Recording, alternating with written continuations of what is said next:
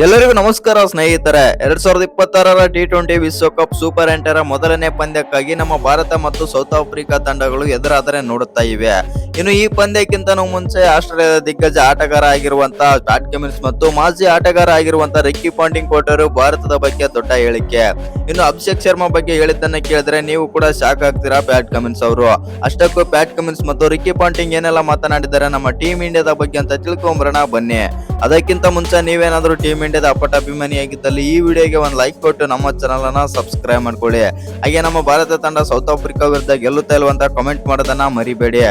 ಇನ್ನು ನಿಮ್ಗೆಲ್ಲ ಗೊತ್ತೇ ಇದೆ, ನಮ್ಮ ಭಾರತ ತಂಡ ಬಂದ್ಬಿಟ್ಟು ಇದೀಗ 2026ರ T20 ವಿಶ್ವಕಪ್ ನಲ್ಲಿ ಸೂಪರ್ 8ಕ್ಕೆ ಆದರೆ ಕಾಲಿಟ್ಟಿದೆ ಅಂತಾನೆ ಹೇಳ್ಬೋದು. ಇನ್ನು ಲೀಗ್ ಸ್ಟೇಜ್ ಪಂದ್ಯದಲ್ಲಿ ಎಲ್ಲ ಪಂದ್ಯಗಳನ್ನು ಗೆದ್ದುಕೊಂಡು ಇದೀಗ ಸೂಪರ್ 8ರ ಹಂತದಲ್ಲಿ ಮೊದಲನೇ ಪಂದ್ಯಕ್ಕಾಗಿ ಸೌತ್ ಆಫ್ರಿಕಾ ವಿರುದ್ಧ ಆದರೆ ಸೆಣಸಾಡಲಿದೆ. ಇನ್ನು ಈ ಪಂದ್ಯದಲ್ಲಿ ಬಂದ್ಬಿಟ್ಟು ನಮ್ಮ ಭಾರತ ಮತ್ತು ಸೌತ್ ಆಫ್ರಿಕಾ ಎರಡೂ ತಂಡಗಳು ಕೂಡ ತುಂಬಾನೇ ಆದ್ರೆ ಸ್ಟ್ರಾಂಗ್ ಆಗಿವೆ.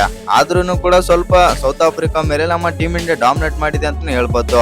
ಇನ್ನು ಇದರ ಬಗ್ಗೆ ಮಾತನಾಡಿದಂತ ಆಸ್ಟ್ರೇಲಿಯಾದ ದಿಗ್ಗಜ ಮಾಜಿ ಆಟಗಾರ ಆಗಿರುವಂತಹ ರಿಕ್ಕಿ ಪಾಂಟಿಂಗ್ ಅವರು ಏನೆಲ್ಲ ಹೇಳಿದ್ದಾರೆ ಅಂತಂದ್ರೆ ಈ ರೀತಿ ಆದ್ರೆ ಹೇಳಿದ್ದಾರೆ ರಿಕ್ಕಿ ಪಾಂಟಿಂಗ್. ಹೌದು ಸ್ನೇಹಿತರೆ, ಭಾರತ ಮತ್ತು ಸೌತ್ ಆಫ್ರಿಕಾ ಅಂತ ಬಂದಾಗ ನಾವೆಲ್ಲ ನೋಡಿದ್ದೇವೆ 2024ರ T20 ವರ್ಲ್ಡ್ ಕಪ್ ನಲ್ಲಿ.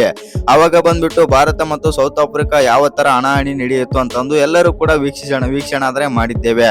ಆ ಕಾರಣದಿಂದಾಗಿ ಆ ಪಂದ್ಯವನ್ನು ಮತ್ತೆ ನಾವು ಇವತ್ತು ನೋಡಬಹುದು. ಆದರೆ ಭಾರತ ತಂಡ ಸೌತ್ ಆಫ್ರಿಕಾ ವಿರುದ್ಧ ಡಾಮಿನೇಟ್ ಆದ್ರೆ ಮಾಡುತ್ತೆ. ಆದರೂ ಕೂಡ ಸೌತ್ ಆಫ್ರಿಕಾ ತಂಡ ಒಳ್ಳೆಯ ತಂಡ ಮತ್ತು ಈ ಬಾರಿಯ ವರ್ಲ್ಡ್ ಕಪ್ ನಲ್ಲಿ ತುಂಬಾ ಸ್ಟ್ರಾಂಗೆಸ್ಟ್ ತಂಡ ಅಂತಂದ್ರೆ ಭಾರತ.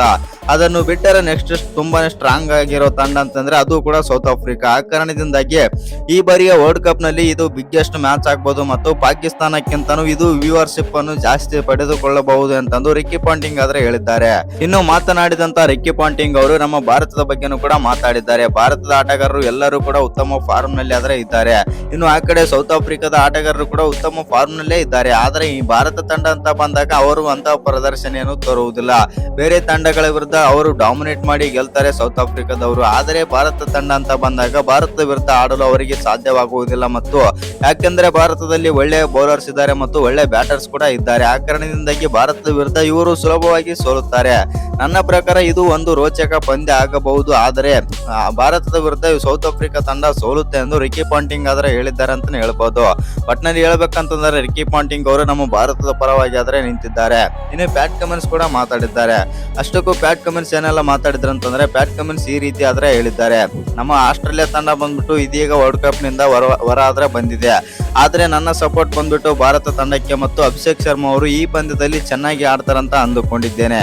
ಯಾಕಂತಂದ್ರೆ ಅವರಿಗೆ ಇನ್ನೇನು ಕೆಲವೇ ದಿನಗಳಲ್ಲಿ IPL ಕೂಡ ಸ್ಟಾರ್ಟ್ ಆಗಲಿದೆ ಮತ್ತು ನನ್ನ ತಂಡದಲ್ಲಿ ಆಡ್ತಾ ಇರೋದು. ಆ ಕಾರಣದಿಂದಾಗಿ ಒಳ್ಳೆಯ ಫಾರ್ಮ್ ಕೂಡ ಮುಖ್ಯ ಮತ್ತು ಈ ಪಂದ್ಯದಲ್ಲಿ ಅಭಿಷೇಕ್ ಶರ್ಮಾ ಅವರು ಅಬ್ಬರಿಸಲಿದ್ದಾರೆ ಮತ್ತು ಶತಕ ಬಂದರೂ ಕೂಡ ಅಚ್ಚರಿ ಇಲ್ಲ ಈ ಪಂದ್ಯದಲ್ಲಿ. ಮತ್ತು ಸೌತ್ ಆಫ್ರಿಕಾ ವಿರುದ್ಧ ಅಬ್ಬರದ ಆಟ ನೋಡಲಿದ್ದೇವೆ ಅಭಿಷೇಕ್ ಶರ್ಮಾ ಅವರದಂದು ಪ್ಯಾಟ್ ಕಮಿನ್ಸ್ ಆದ್ರೆ ಹೇಳಿದ್ದಾರೆ.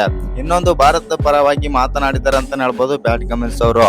ಹೌದು ಸ್ನೇಹಿತರೆ, ಅಷ್ಟಕ್ಕೂ ಪ್ಯಾಟ್ ಕಮಿನ್ಸ್ ಏನೆಲ್ಲ ಮಾತಾಡಿದ್ರು ಭಾರತದ ಪರವಾಗಿ ಅಂತಂದ್ರೆ ಭಾರತ ಮತ್ತು ಸೌತ್ ಆಫ್ರಿಕಾ ಪಂದ್ಯ ಅಂತ ಬಂದಾಗ ತುಂಬಾನೇ ದೊಡ್ಡ ಹೈ ವೋಲ್ಟೇಜ್ ಪಂದ್ಯ ಆಗಿರುತ್ತೆ.